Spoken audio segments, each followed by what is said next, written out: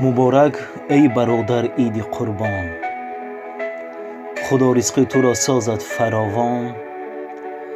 همه روزو حیاتت عید باشد، همیشه شاد باشی بین یاران.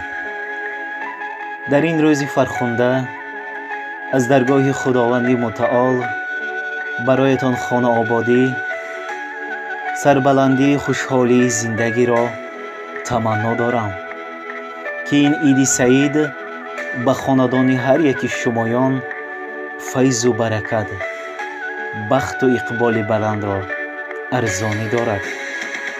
صد مهر و وفا میان یاران باشد، صد مهر و وفا میان یاران باشد، دوستان مرا خدا نگهبان باشد.